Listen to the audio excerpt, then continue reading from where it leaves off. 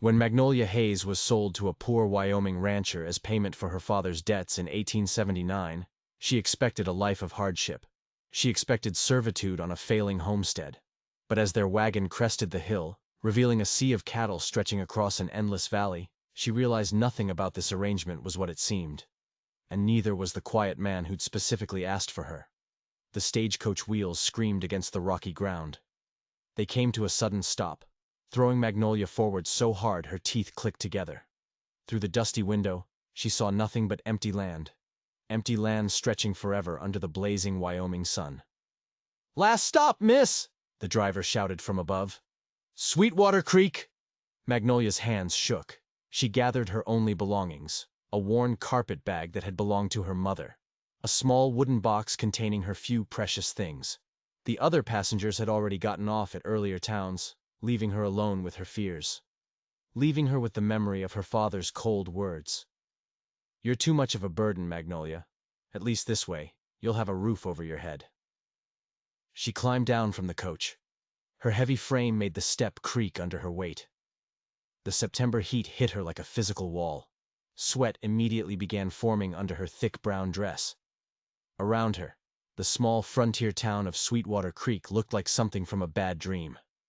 Wooden buildings seemed ready to fall over. Dusty streets had more horses than people, and curious eyes watched her from every single doorway. A group of women in fine dresses whispered behind their hands as they stared at her. Magnolia had heard it all before. The fat girl. The one nobody wanted. The daughter whose own father had to pay someone to take her away. "You must be Miss Hayes." The voice came from behind her, deep and calm. Magnolia turned around. She expected to see a cruel face. A face that surely went with a man desperate enough to accept damaged goods as payment for a debt. Instead, she found herself looking at someone completely different. Daniel Morrison was tall but not towering. He had sun-darkened skin and gray eyes that seemed to see everything without judging. His clothes were simple but clean. Worn jeans, a faded blue shirt, and boots that had seen plenty of work but were well cared for. His hat was in his hands, showing dark brown hair that needed cutting. "Yes, sir," she managed to say, her voice barely a whisper. "I'm Daniel Morrison. I've come to take you home." The word, home, hit her like a punch to the gut. She had never really had a home, not since her mother died when she was 12. Her father's house had become a place of shame and angry silences. Every meal felt like theft. Every day was a reminder that she cost more than she was worth.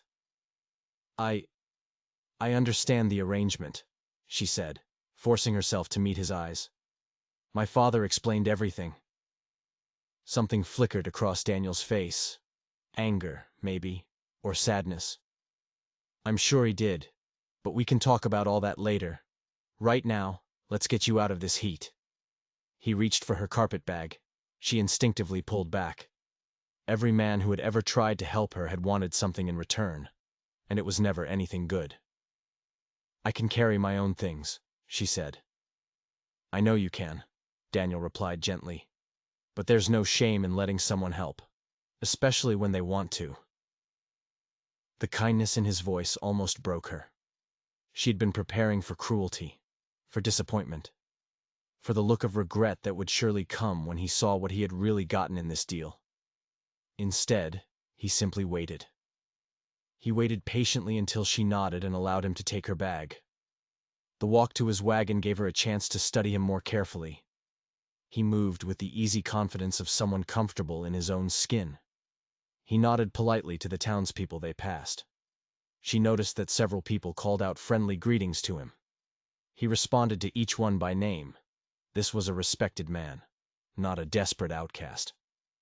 "How long have you lived here, Mr. Morrison?" she asked as he helped her up onto the wagon seat. "About 10 years now. Came out here right after the war ended." He climbed up beside her and gathered the reins. "What about you? Have you always lived in Missouri?" The simple question surprised her. Most people didn't bother asking about her life. They assumed there wasn't much worth knowing. "Yes, sir. Born and raised outside Kansas City." "Must be hard leaving everything familiar behind." Magnolia almost laughed at that. "Familiar, yes, but not beloved. Not wanted. Sometimes change is necessary, she said carefully. As the wagon rolled out of town, Daniel kept up a steady stream of gentle conversation. He pointed out landmarks. He told her about the weather patterns, mentioned neighbors she might meet. Never once did he ask about the debt that had brought her here. He never made her feel like she owed him an explanation. The landscape around them was unlike anything she had ever seen. Rolling hills covered in golden grass stretched to the horizon. Rocky outcroppings broke the endless sea of gold. The occasional stand of trees followed a hidden creek bed. The sky seemed impossibly huge, a dome of blue so bright it almost hurt to look at. "It's beautiful," she said, surprised by her own honesty. "It grows on you," Daniel agreed. "When I first came out here, I thought it was the loneliest place on earth. All that empty space, all that silence. But after a while, you start to understand that it's not empty at all. It's full of possibilities." They rode in comfortable silence for a while. The only sounds were the creaking of the wagon and the steady clip-clop of the horses' hooves. Magnolia found herself relaxing for the first time in weeks, lulled by the rhythm of travel and the warm afternoon sun. "Can I ask you something, Mr. Morrison?" she said finally. "Of course. Why me?" The question had been burning inside her since she first learned of the arrangement. There must have been other ways to settle the debt. Daniel was quiet for so long she thought he wouldn't answer. When he finally spoke, his voice was thoughtful. "Your father owed me money, yes. But that's not why I asked for you specifically." Her heart began to race. "Then why?" He glanced at her. She saw something in his eyes she couldn't quite identify. "I saw you once in town. You were with a church group, helping organize some kind of social gathering.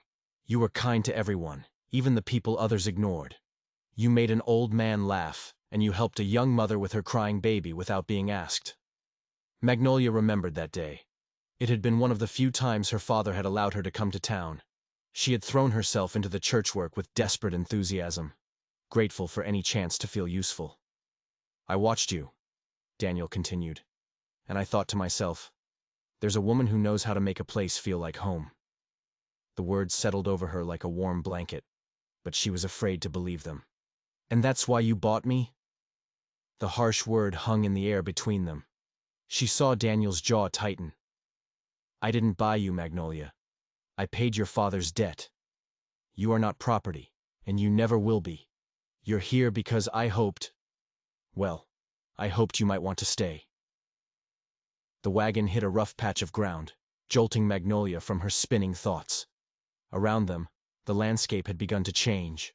The grass seemed greener, the trees more numerous. There was a sense of water nearby. "We're almost to my land now," Daniel said. She heard a note of pride in his voice that made her look at him again. Up ahead, she saw a simple wooden gate stretched across the dirt road. As they got closer, she realized it was more elaborate than she'd first thought. Two sturdy posts supported a heavy beam with something carved into it. Daniel pulled the wagon to a stop and climbed down to swing it open. The hinges moved smoothly, well maintained and used frequently. As he led the horses through, Magnolia finally saw what was carved into the beam above. "Morrison Ranch, Est, 1869. "You have a real ranch," she said, and immediately felt foolish. Of course he had a ranch. What had she been expecting? A shack? A dirt floor cabin? "Small operation," Daniel said as he climbed back up beside her. "But it's growing." They continued down a dirt road that was surprisingly well maintained. On either side, the grassland stretched away in gentle, rolling hills. The grass here was definitely greener and thicker. There were more wildflowers. Clusters of cottonwood trees suggested reliable water. "How many cattle do you have?" she asked, trying to show interest. "Oh, a few," Daniel said. Something in his tone made her glance at him. He was concentrating on driving, but she caught what might have been a small smile. They rounded a bend in the road, and suddenly Magnolia could see buildings ahead. Not just a house, a complete homestead. A main house, a large barn, several smaller outbuildings, and what looked like a bunkhouse. Smoke rose from multiple chimneys. People moved around in the distance. Mr. Morrison, she said slowly, this is much bigger than I expected. Like I said, he was definitely smiling now, though he tried to hide it. The operation has been growing. I hope you don't mind. I know it might seem like a lot. She stared at the scene, trying to reconcile it with what her father had told her. He'd said he was sending her to a poor rancher, a man who needed a woman to cook and clean in exchange for room and board. This looked more like a successful business than a desperate homestead. This looked like wealth. As they drew closer, people began emerging from the buildings. Magnolia counted at least 6 men, all dressed in the practical clothes of working cowboys. They called out friendly greetings to Daniel. Their eyes were curious but respectful when they looked at her. "Boys," Daniel called back. "This is Miss Hayes. She'll be staying with us." "Ma'am," several of them said, touching their hat brims politely.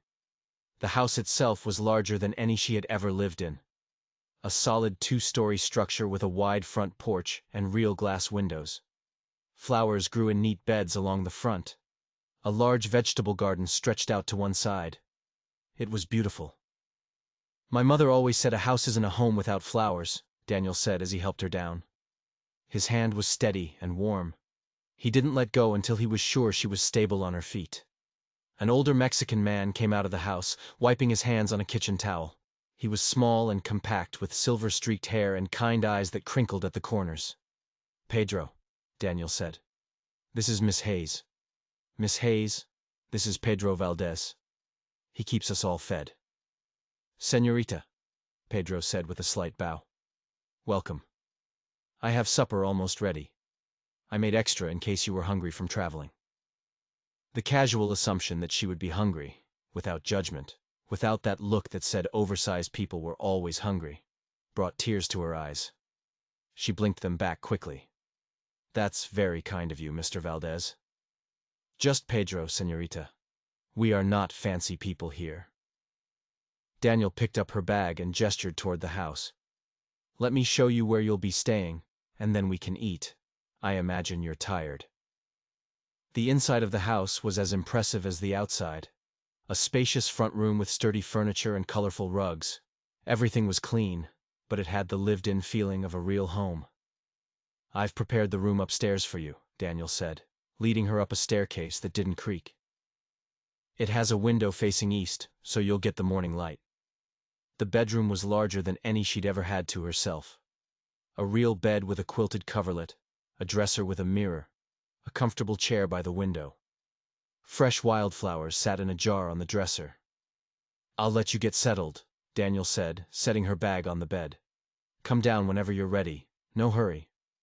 After he left, Magnolia sat heavily on the edge of the bed. Nothing matched what she had been told. The man was kind instead of desperate. The house was prosperous instead of poor. She was being treated as a guest, not as payment for a debt. She unpacked her few belongings. Her 2 extra dresses, her mother's Bible, her small jewelry box. The room seemed to swallow her meager possessions. From the window, she could see the barn and the outbuildings. Beyond them, pasture land stretched farther than she could have imagined, and in the distance, she saw dark shapes, hundreds of them, maybe thousands, too far away to be sure. A soft knock came at the door. "Miss Hayes? Pedro says supper is ready." The kitchen was warm and filled with the smell of roast beef, potatoes, and fresh bread. Pedro had prepared enough food for an army. "I hope you don't mind eating in the kitchen," Daniel said as he held a chair for her. "The dining room feels too formal." "This is perfect," she said, and meant it. Daniel served her generous portions without comment. Pedro bustled around, chattering cheerfully. "Pedro," Daniel said during a pause, "Miss Hayes will be staying with us permanently. Do you think you could show her around tomorrow? Introduce her to how we do things here?" "Of course," Pedro beamed at Magnolia. "It will be good to have another pair of hands, especially hands that know women's work." The assumption that she would be working, contributing, being useful, it was like a weight lifting from her chest. "I'd be happy to help however I can," she said. As they ate, Daniel told her more about the ranch, how he had started with just a few cattle and built up the herd over the years. He spoke with quiet pride, but without boasting. "What about you?" he asked, as Pedro served apple pie. "What kind of work did you do back in Missouri?" "I kept house for my father after my mother died," she said. "Cooking, cleaning, mending." "Good skills to have out here," Daniel said approvingly. "Pedro does his best, but some things need a woman's touch." After supper, Magnolia stood on the front porch and looked out at her new surroundings. The sun was setting, painting the sky in brilliant shades of orange and pink. The air was cool. She could hear the distant lowing of cattle. For the first time in her adult life, she felt something that might have been hope, but a small voice in her mind whispered warnings. Things that seemed too good to be true usually were. Still, as Daniel's footsteps approached and his quiet presence settled beside her in the darkness, she couldn't bring herself to push the feeling away. Maybe, just maybe, this time would be different. But something was very wrong with this picture.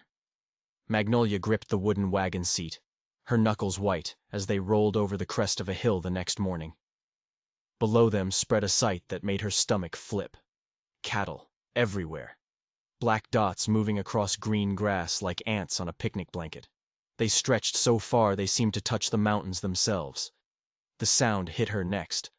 A deep, rumbling moo that was like distant thunder, but it never stopped. Thousands upon thousands of animals calling across the valley. "Sweet heavens above," she whispered. "How many are there?" Daniel's hands stayed steady on the reins, but she caught the tiny smile. Lost count somewhere past 15,000 head, maybe more by now with the spring calves. 15,000. The number bounced around in her head. Back home, a man with 30 head of cattle was considered a success. And here was Daniel Morrison, the man her father claimed was so poor he needed a wife given away like an old coat, sitting next to enough beef to feed half the country. Her mind raced faster than the horse's hooves. Nothing made sense. If Daniel owned all this, why had her father lied? Why had he painted Daniel as some desperate bachelor? A group of riders approached, real cowboys, not the drifters she'd seen in town. These men sat their horses like they'd grown up in the saddle. "Afternoon, boss," called the nearest rider, a young man with a gap-toothed grin. "Good enough, Tommy," Daniel replied. "Meet my wife, Magnolia." Wife! The word hung in the air. Magnolia felt heat rise in her cheeks, but Tommy just touched his hat brim respectfully. "Pleasure to meet you, ma'am. We got the east pasture ready for the new herd coming up from Texas. Should arrive next week." Another herd. More cattle. Magnolia's head spun. The sheer scale of the money, the power, that moved through this valley was staggering. And Daniel Morrison controlled it all with quiet words and steady hands. As they rode on, the house came into view. She'd expected something grander to match the wealth. Instead, it was a simple, clean, wooden house. Maybe 6 rooms, a covered porch, and flower boxes. Nothing fancy. "It's not much to look at," Daniel said, following her gaze. "Built it myself when I first came here. Always figured I'd add on to it when—" He stopped, clearing his throat. "When what?" Magnolia wanted to ask, but held back. He helped her down from the wagon. His palm was rough, but his touch was gentle. The inside of the house surprised her again. Clean, neat, but clearly a man's home. Comfortable but plain furniture. A whole shelf of books by the fireplace. Good pots and pans in the kitchen, but dust on the fancy china. "I tried to get things ready," Daniel said, sounding suddenly nervous. "Your room is upstairs, first on the right." Her room. Not their room. A mix of relief and confusion washed over her. What kind of arrangement was this, really? A knock at the door. It was Pedro. "Señor Morrison, dinner is ready whenever you wish. And welcome, señora." He called her señora. "Madam." After Pedro left, Daniel turned to her. "I know this is all strange. Your father, he didn't explain much. I want you to know that you're safe here. This is your home now, for as long as you want it to be. For as long as she wanted, not forever. Not whether she liked it or not. As long as she chose to stay." The words wrapped around her heart like a warm blanket. Through the window she could see the sun setting over the valley, the cattle like dark stones in a green river. "Daniel," she said quietly, "why did you really ask for me?" He was quiet for a long moment, staring out at his land. When he finally spoke, his voice was as soft as the evening wind. "Because I was tired of being alone." The sound of galloping horses at sunrise was never good news. Magnolia jerked awake as hooves thundered into the ranch yard, followed by urgent voices. Through her window, she saw 3 riders on lathered horses, their faces grim in the early light. She dressed quickly and hurried downstairs. Daniel was already on the porch, his coffee cup forgotten. "Morrison, we got trouble," the lead rider called out. "Big trouble." Magnolia stepped closer to the screen door, trying to hear without being seen. In her 3 weeks at the ranch, life had been peaceful. She'd started a garden. Pedro cooked meals that felt like family. But now, tension filled the air like storm clouds. "Settle down, Briggs," Daniel said calmly. "Tell me what's got you spooked." The man called Briggs swung down from his saddle, his hands shaking. "It's Wade Coulter. He's been making the rounds to the small ranchers, telling them you've been stealing water. Says you're hogging the best grazing land and driving up prices." Daniel's jaw tightened. "And what do you think, Briggs?" "I think Coulter's full of hot air and bad whiskey. But he's got some folks convinced. Johnson and his boys have thrown in with him. So have the Miller brothers. They're talking about banding together to force you to sell your water rights." From behind the door, Magnolia felt her stomach drop. She'd heard stories about range wars, about neighbors turning on each other over land and water. It never ended well. "How many men is Coulter gathering?" Daniel asked. "Maybe 20 so far, but he's promising easy money. Says once they run you off, they can divide up your land and cattle." The second rider, a boy no older than 18, spoke up. "Mr. Morrison, my pa sent me to warn you. He says Coulter's planning to make his move soon. Maybe tonight, maybe tomorrow. But soon." After the riders left, Daniel came inside. Magnolia was waiting in the kitchen. "You heard all that?" he asked. "Hard not to," she replied, her voice trembling slightly. "Is it as bad as it sounds?" Daniel sat down heavily at the table. "Wade Coulter's been causing trouble for months. He came out here 2 years ago with big plans and no money. His ranch failed, and now he's looking for someone to blame. But why you? Because I have what he wants." Daniel's voice was quiet, but there was steel underneath. "Water rights, good grazing land, a herd that's worth more than most small towns. In his mind, it's not fair that one man should have so much." "What happens if they come here?" "They won't get past the front gate," Daniel said firmly. "I've got 12 good men, and every one of them knows how to handle a rifle." But as the day wore on, more bad news trickled in. Tommy Clearwater rode back from the north pasture.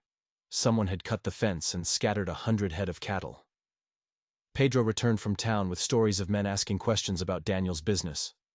By evening, Daniel had positioned men at key points around the property.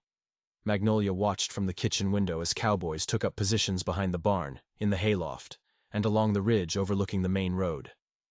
They moved like soldiers preparing for battle. "You should pack a bag," Daniel said, coming up behind her. "Just in case." "Pack a bag?" Magnolia turned, confusion and fear in her chest. "Where would I go?" "Tommy can take you to town. Mrs. Henderson would put you up until this is over." The suggestion hit her like a slap. After 3 weeks of feeling like she finally belonged, he wanted to send her away at the first sign of trouble. "No," she said firmly. Daniel blinked, not expecting that answer. "Magnolia, this could get dangerous. If shooting starts, then I'll keep my head down and help however I can," she interrupted. "This is my home now, Daniel Morrison. You said so yourself, and I don't run from my home." Something shifted in his expression. Surprise, maybe, or respect. "It's not going to be like anything you've ever experienced," he warned.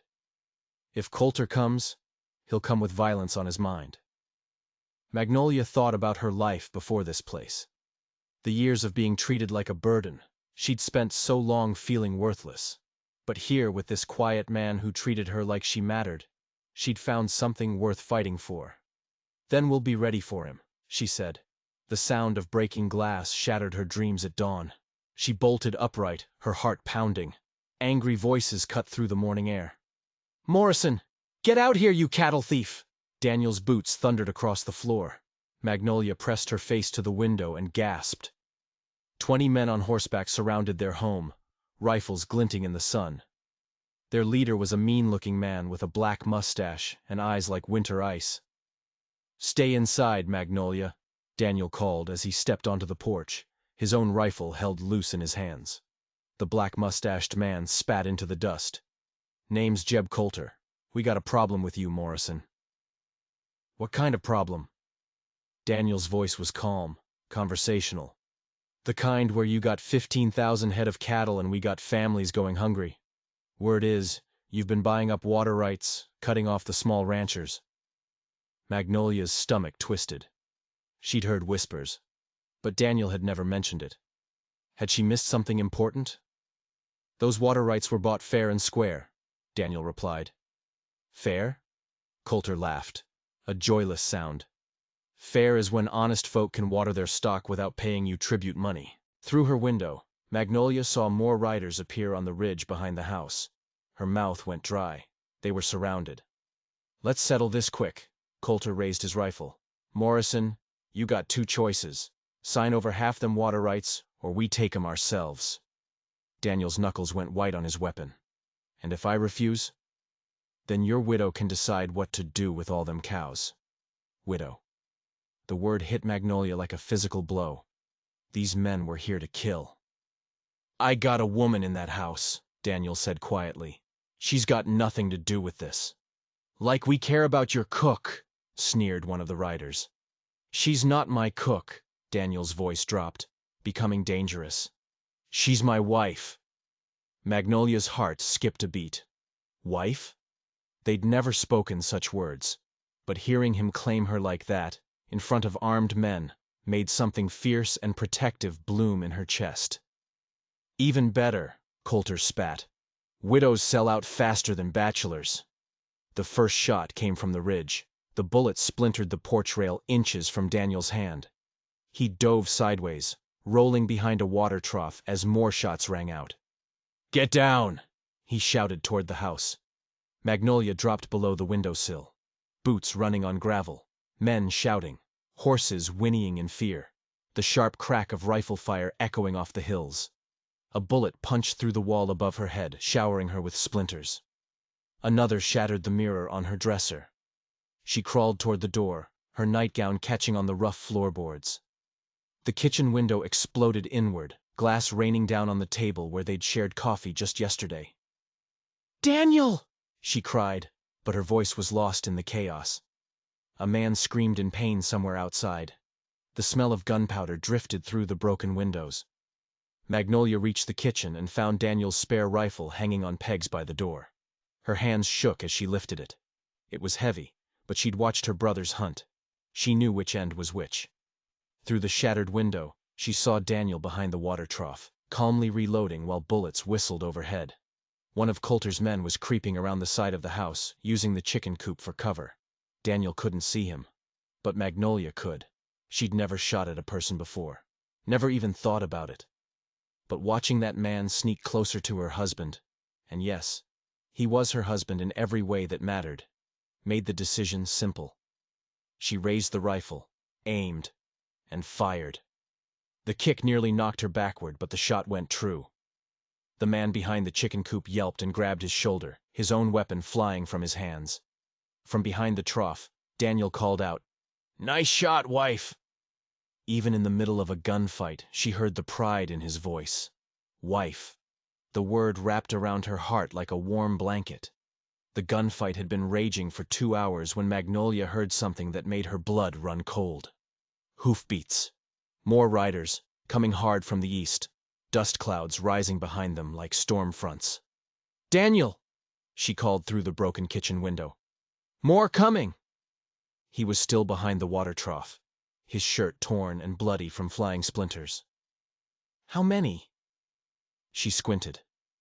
They were still too far to count, but there were a lot of them. Maybe more than Coulter had brought. Her heart sank. They were already outnumbered. This would be the end. But as the horses drew closer, she noticed something strange. These riders weren't shooting. They weren't spreading out. They were riding straight and fast, like men with a purpose that didn't involve bullets. "Daniel," she called again, excitement in her voice. I think they might be help." The lead rider was close enough now for her to see his face. Old Pete Hawkins, from the next ranch over. Behind him rode Tom Bradley, whose wife brought pies to church, and young Billy Chen, whose family ran the general store. "Coulter!" Pete's voice boomed across the valley. "Stand down!" The shooting stopped. The sudden quiet was deafening. Coulter urged his horse forward. "This ain't your fight, Hawkins." "Like hell it ain't," Pete's horse snorted. "Morrison's been fair to every rancher in this territory. You got a beef, you take it to the judge, not settle it with guns." "The judge is 3 days' ride away," Coulter snarled. "Meanwhile, my cattle are dying of thirst." Tom Bradley spoke up. "Your cattle are dying because you spent your water money on whiskey instead of drilling wells." A murmur went through both groups of riders. "That's a lie," Coulter said, but his voice lacked conviction. "Is it?" Billy Chen's young voice carried surprising authority.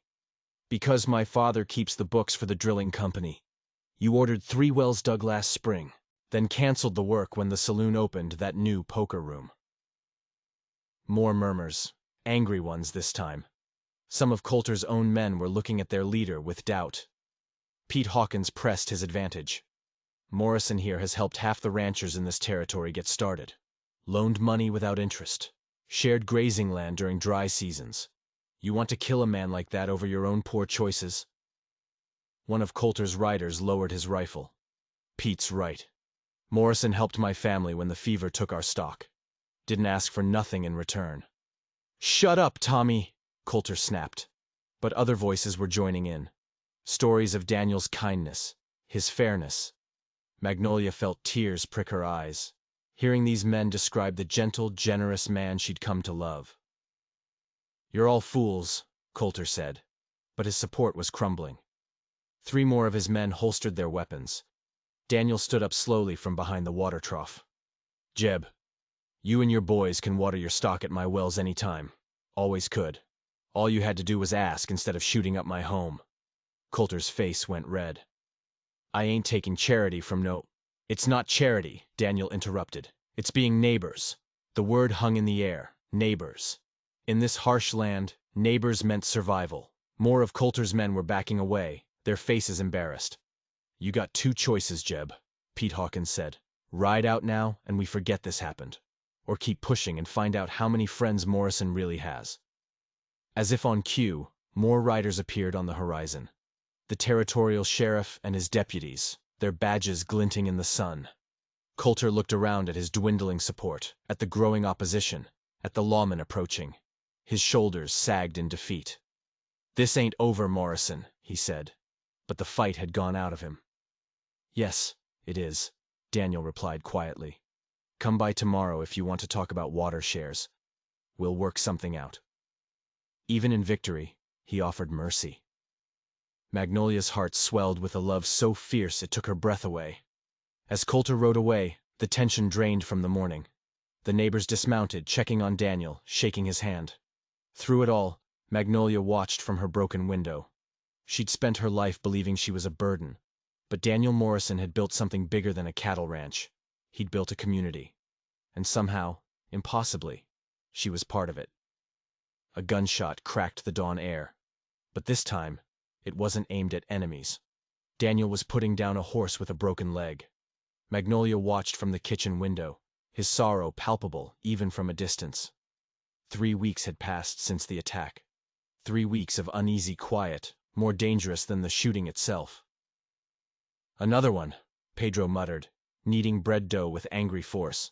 "That's the 3rd horse this month with mysterious injuries." Magnolia turned, her stomach tight. "You think someone's doing this on purpose?" "Señora, in my 60 years, I've seen many accidents. These," he gestured toward the window, "are not accidents."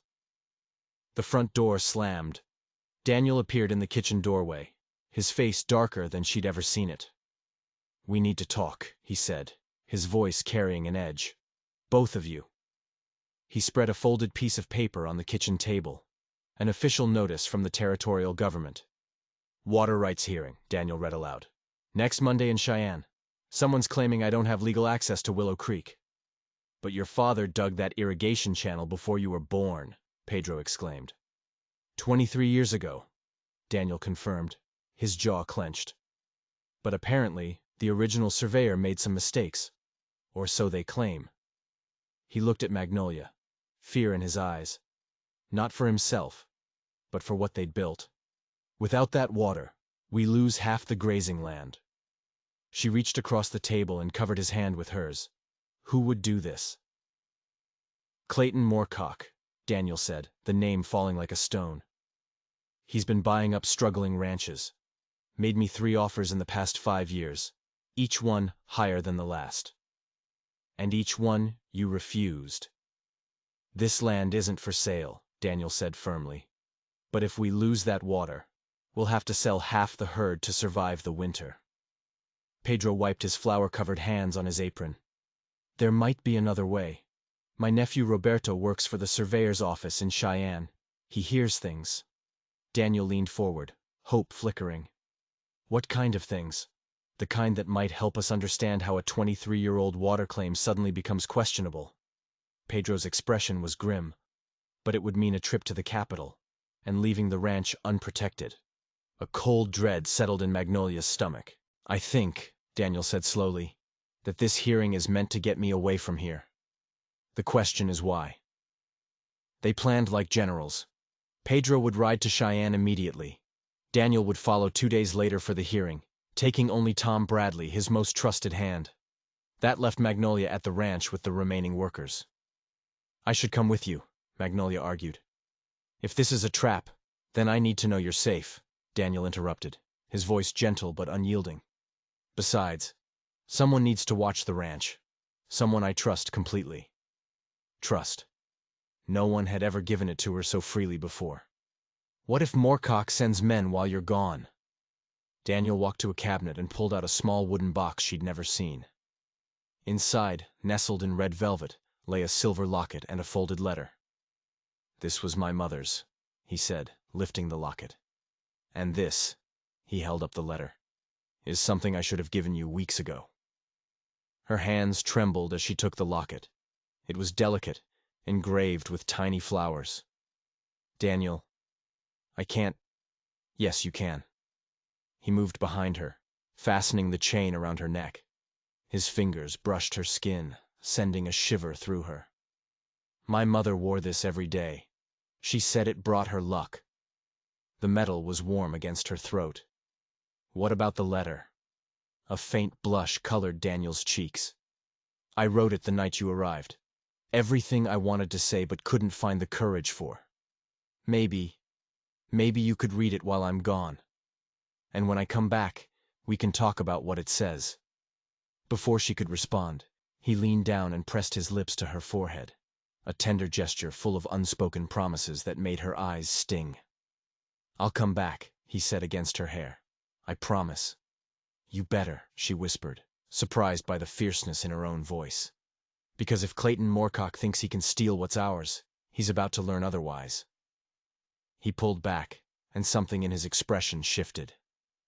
"Ours," he repeated softly. "Ours," Magnolia confirmed, and meant it with every fiber of her being. As he prepared for his early departure, she stood in their bedroom. She'd begun thinking of it that way, holding his letter. The locket felt heavy around her neck. A good weight. The weight of belonging. She was no longer the unwanted girl her father had sold. She was Magnolia Morrison, and she would fight for her home. The letter fell from her trembling fingers as hoofbeats thundered toward the house. But it wasn't threatening riders. It was Tom Bradley, his horse lathered with sweat, shouting before he'd even dismounted. "Mrs. Morrison! They arrested him! They arrested Daniel!" Her world tilted sideways. She rushed to catch Tom's arm. "Arrested? For what?" "Cattle theft!" Tom gasped. That snake Moorcock claimed Daniel stole 50 head from his north pasture. Had a sheriff waiting right outside the courthouse with witnesses and everything. Cattle theft, a hanging offense. That's impossible, she cried. Of course it is. Tom's face was flushed with anger. But Moorcock had 3 men swear they saw Daniel's hands driving cattle across his property. Even had fresh brands to show the judge. Pedro appeared in the doorway, his face grave. How long do we have? Trial's set for Thursday morning, 4 days from now. But here's the strange part. Moorcock's men are already moving cattle onto our south pasture. Acting like they own it. A cold, sharp fury settled in Magnolia's chest. They planned this. The hearing was a trick to get Daniel away from the ranch. Now they're trying to steal everything while he's locked up. She walked to the window and stared out at the vast land that was her home. Thousands of cattle representing years of Daniel's work. The thought of losing it to Moorcock's greed made her stomach burn. Tom, she said without turning, how many of our hands are still here? 7, ma'am, plus Pedro and myself. And how many men does Moorcock have? 20, maybe 25. But Mrs. Morrison, surely you're not thinking. I'm thinking, she interrupted, turning to face them, a fire blazing in her eyes that made both men step back.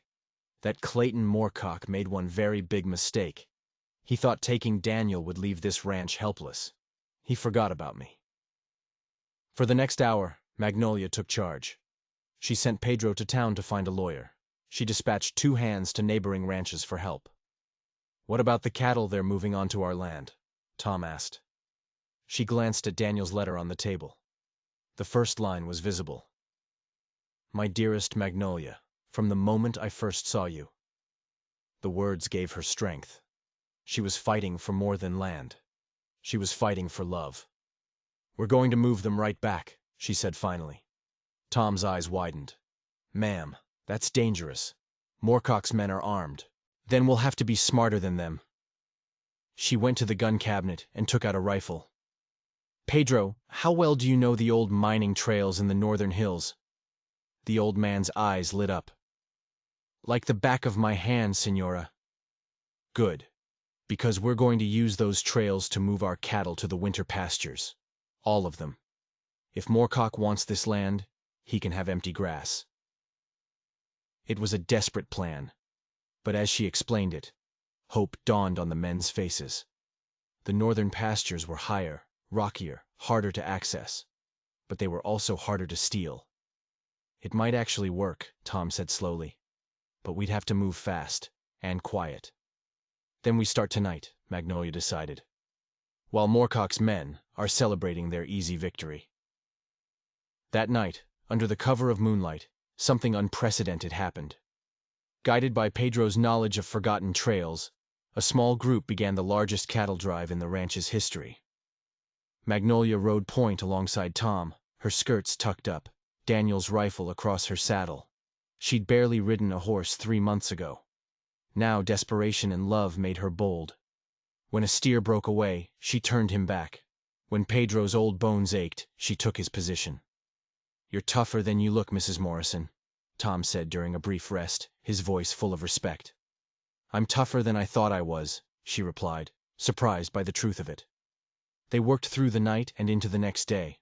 It was backbreaking, dangerous work. But every cow they moved was a victory. A declaration that the Morrison Ranch would not go down without a fight. On the second day, as they pushed the last group up a steep trail, Pedro held up a hand for silence. In the distance, through the trees, they could see riders approaching the ranch house. Moorcock's men, Tom whispered. They're figuring out what we're doing. Magnolia watched them for a long moment. Then she made a decision that would have terrified the woman she used to be. Pedro, take the cattle to the high pasture. Tom and I are going back. Senora, that's suicide. That's my home, Magnolia said firmly. And I'll be damned if I'm going to hide in the mountains while they steal it. As they rode back toward the ranch, she touched the silver locket at her throat. She thought about Daniel in a jail cell, trusting her. She thought about the letter, still unread, full of words she desperately wanted to hear. Most of all, she thought about the woman she'd become.